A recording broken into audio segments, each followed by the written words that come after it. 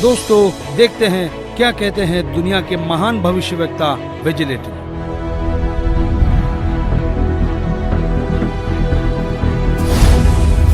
भविष्यवक्ता श्री वेजिलेटिन के अनुसार 20वीं सदी के उत्तरार्ध में सन 1950 के पश्चात विश्व में आपसी प्रेम का अभाव, मानवता का ह्रास, माया संग्रह की दौड़, लूट व राजनेताओं का अन्याय हो जाना आदि आदि बहुत से उत्पाद देखने को मिलेंगे।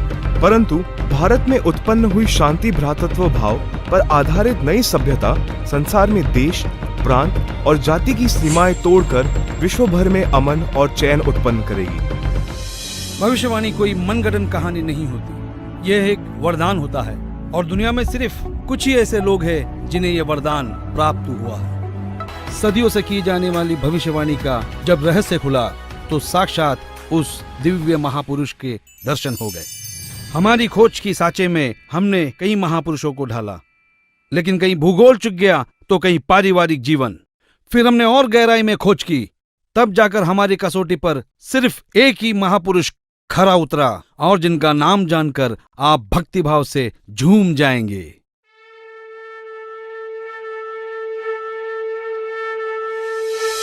जी हाँ, जगत गुरु तत्वदर्शी संत रामपाल जी महाराज ही वो महापुरुष है जो इस पृथ्वी और मानवता का उद्धार करने के लिए हिंदुस्तान में जन्मे हैं। जगत गुरु तत्वदर्शी संत रामपाल जी महाराज ही वो महापुरुष है जिनके बारे में दुनिया भर के भविष्यवक्ता अपनी भविष्यवाणियों में कहते आए हैं। जी हाँ, संत रामपाल जी ही वो महापुरुष है जिनके 2 पुत्र और 2 पुत्रियां हैं और उनकी माताएं 3 बहनें हैं। वो महापुरुष संत रामपाल जी महाराज ही है जिनका जन्म 8 सितंबर 1951 में पंजाब प्रांत में हुआ। सन 1966 में हरियाणा प्रांत पंजाब से अलग हुआ था। जी हाँ, वो महापुरुष संत रामपाल जी है जिन्होंने दुनिया के सारे संतों को आध्यात्मिक ज्ञान चर्चा में निरुत्तर किया है। उनके आध्यात्मिक ज्ञान का लोहा सारी दुनिया मानती है। संत रामपाल दास जी का जन्म 8 सितंबर 1951 को छोटे से गांव धनाना, जिला सोनीपत में, उस समय पंजाब प्रांत वर्तमान में हरियाणा में हुआ है, जो 7 सितंबर 1971 में 20 वर्ष के होने वाले वो महापुरुष कोई और नहीं, संत रामपाल जी महाराज है।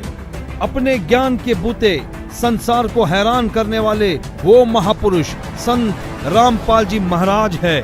देशद्रोह का झूठा मुकदमा जिन पर लगा है वो कोई और नहीं, संत रामपाल जी ही है, जिनके सिर पर सफेद बाल है और न दाढ़ी और न मूंछ है। वो संत रामपाल जी ही है।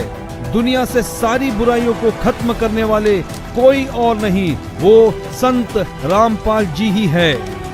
संत रामपाल जी ने दैवीय शक्तियों का ज्ञान दिया जो आज तक संसार के लिए रहस्य बनी हुई थी कि गीता अध्याय 18 श्लोक 62 में गीता ज्ञान बोलने वाला अपने से अन्य किस परमेश्वर की शरण में जाने को कह रहा है।